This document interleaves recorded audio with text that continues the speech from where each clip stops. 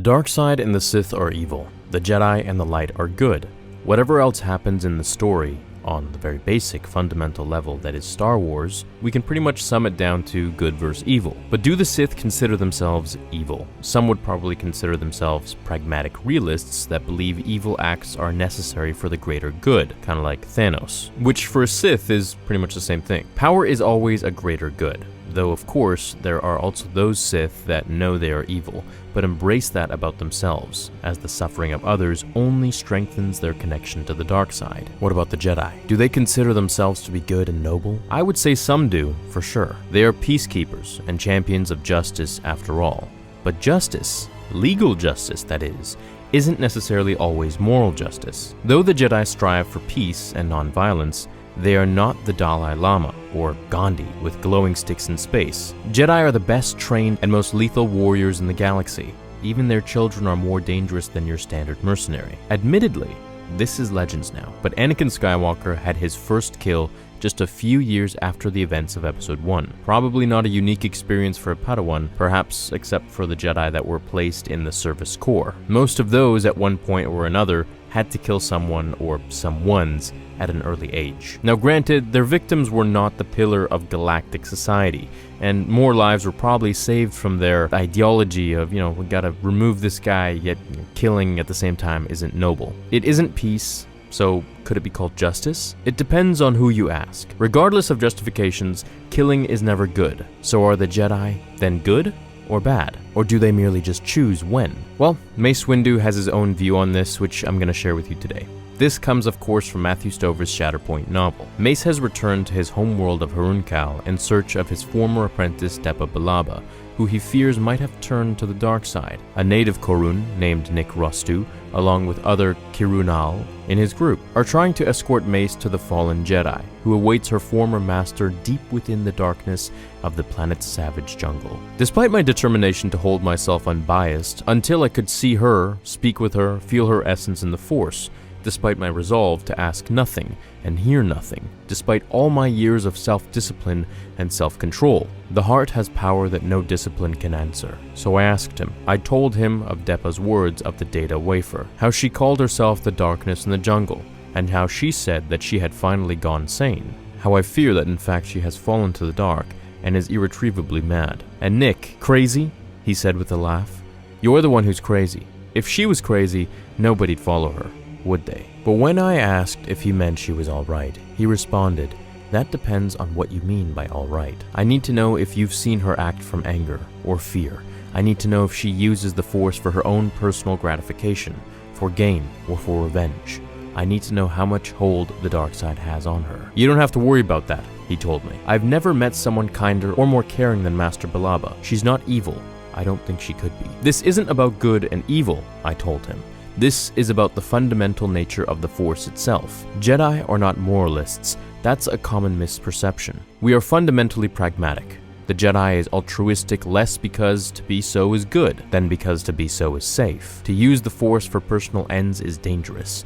This is the trap that can snare even the most good, kind, caring Jedi. It leads to what we call the dark side. Power to do good eventually becomes just power, naked force, an end in itself. It is a form of madness to which Jedi are peculiarly susceptible. Nick answered this with a shrug. Who knows the real reasons why anybody does anything? This was not a comforting response, and the rest of what he told me was worse. So, for Mace, the Jedi aren't good, but they're pragmatic, which, as I said, I think is also how some Sith see themselves. The Jedi are not altruistic to be good, instead they are altruistic to be safe. Do you agree with that? Would Yoda have the same view? Obi-Wan? Anakin? Shakti? It also appears that Mace even thinks of the dark side as some sort of insanity. If it is, then are the Sith responsible for their own actions, or are they as much victims of the dark side as though they unleash it on? It also appears that Mace even thinks of the dark side as some sort of insanity. If it is, then are the Sith responsible for their own actions, or are they as much victims of the dark side as those they unleash it on? This is a very revolutionary way of thinking. Are Sith maybe just victims of the dark side? I thought it was interesting that he said Jedi were peculiarly susceptible to the dark side. Can that be true?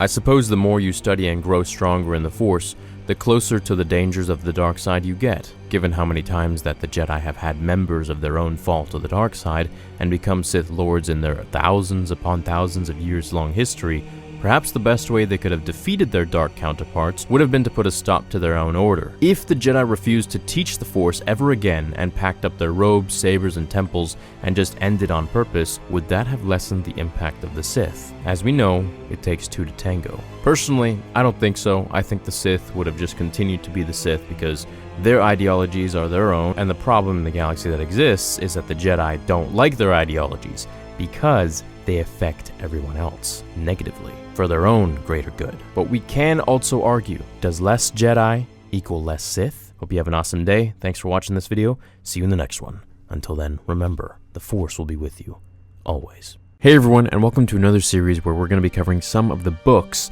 and today's book is going to be Shatterpoint. Now this is a book all about Mace Windu, and it takes place between episode 2 and episode 3. There's tons of really interesting stuff in here, so let's get started with today's video, which is going to be about Yoda's first lesson for Mace Windu. Now I'm going to first start off by saying perhaps Anakin's greatest weakness and strength was the same thing, his attachment towards those that he loved. Now attachment is a very powerful emotion that can form wonderful positive bonds, but if it becomes too intense, it can lead to obsession, and if someone can wield the Force, that can very quickly become especially dangerous, as we all know with where it took him. Therefore, attachment can easily become obsession, and obsession can easily turn to madness, and from there, we can say you'll end up in the dark side. So because of how dark and destructive the consequences of attachment can be, it is the very first lesson the Jedi attempt to teach their infant younglings, including baby Mace Windu. The following is an excerpt from Matthew Stover's Legends book, Star Wars Shatterpoint. Mace Windu has returned to the planet of his origin, Harun Kal, in his search for his former student. Now this is a Jedi Master who may have fallen to the dark side on her last mission to his home world. As he returns to Harun Kal for the third time in his life, counting when he was born, Mace struggles with his attachment towards his former apprentice, so he begins to think back to the very first lesson that Yoda taught him. Let's read the excerpt and then we can talk about it. The sole planet of the Alhar system, Harun Kal is the name given to it in the language of the indigenous human population, the Kurunai. It translates to basic as above the clouds. From space, the world appears to be oceanic, with only a few green-topped islands rising from a restless, multicolored sea. But this is deceptive. The sea that these islands punctuate is not liquid, but an ocean of heavier-than-air toxic gases, which plume endlessly from the planet's innumerable active volcanoes. Only on the mountaintops and the high plateaus can oxygen-breathing life survive, and not on many of these. Unless they rise far above the cloud sea, they are vulnerable to Harun Kal's unpredictable winds, especially during Harun Kal's brief winter, when the Thakiz Bakal, the downstorm, blows. The wind can whip the thick cloud sea high enough to scour lowlands free of oxygen breathers within hours. Its capital, Pelek Ba, is located on the sole inhabitant landmass, the plateau known as the Kurunal Highland, and is the largest permanent settlement on this primarily jungle-covered planet. The indigenous humans live in small semi-nomadic tribal groups called Gauche, and avoid the settlements, which are maintained by off-worlders of a wide variety of species. The Kurunai lump all off-worlders and settled folk under the somewhat contemptuous category of Balawi, or in other words, downfolk. There's a long history of unorganized local conflicts. This doesn't help. I can't fit what I know of Harun Kal into a guidebook description. Too much of what I know is the color of the sun flash and the smell of the wind off grandfather's shoulder, the silken ripple of a grasser's undercoat through my fingers, the hot, fierce sting of an Akdog's Force touch. I was born on Harun Kal, far back in the highland. I am a full-blooded Korun. 100 generations of my ancestors breathed that air and drank that water, ate the fruit of that soil and were buried deep within it. I've returned only once, 35 standard years ago, but I have carried that world with me, the feel of it, the power of its storms, the upswelling tangle of its jungles, the thunder of its peaks. But it is not home. Home is Coruscant. Home is the Jedi Temple. I have no recollection of my infancy among the Kurunai. My earliest memory is of Yoda's kindly smile and enormous gentle eyes close above me. It is still vivid. I don't know how old I might have been, but I am certain I could not yet walk. Perhaps I was too young to even stand. In memory, I can see my plump infant's hands reaching up to tug at the white straggles of hair above Yoda's ears. I recall squalling, shrieking like a wounded glowbat. As Yoda prefers to describe it as some kind of toy, a rattle, it might have been, bobbed in the air just beyond my grasp. I recall how no amount of shouting, screaming, howling, or tears could draw that rattle 1 millimeter closer to my tiny fist. And I recall the instant I first reached out for the toy without using my hands, how I could feel it hanging there, and I could feel how Yoda's mind supported it, and a whisper of the Force began to hum in my ears. The next lesson, Yoda had come to take the rattle away, and I, with my infant's instinctive selfishness, had refused to release it, holding on with both my hands and all I could summon of the Force. The rattle broke, to my infant mind, a tragedy like the end of a world, for that had been Yoda's way of introducing the Jedi law of non-attachment. Holding too tightly to what we love will destroy it and break our hearts as well. So, this is pretty cool. Heartbreak is the Jedi's first lesson. The Jedi try to condition their younglings from infancy to embrace non-attachment. It seems kind of mean, actually. He's kind of like taunting this toy in front of baby Mace Windu.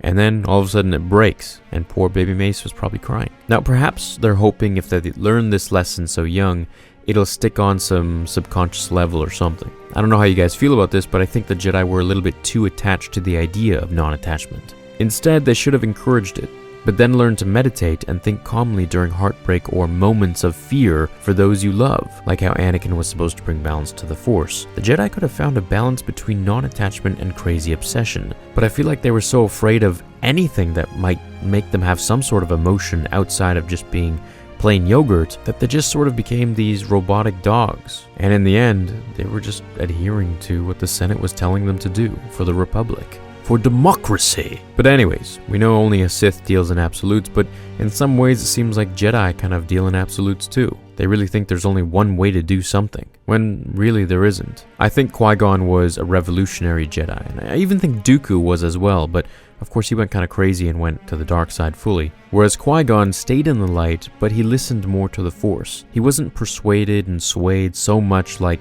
the Jedi were to follow the cries of the Republic. Mace said they were peacekeepers, but in actuality, they really were soldiers, which is something that Ahsoka comes to learn as to how civilians view the Jedi in Clone Wars Season 7. And now I know Trace and Rafa weren't the most popular amongst you guys, and hey, they were kind of boring even when I was watching it, but it did show you some things that we weren't able to see otherwise with how the civilians, how the public viewed the Jedi. And this really played into how Anakin was starting to view them too, and it really allowed me and helped me to understand exactly where he was coming from. I mean, it's not like I didn't already, but it just helped me even more. So what are you guys' thoughts about this? Please let me know in the comments below.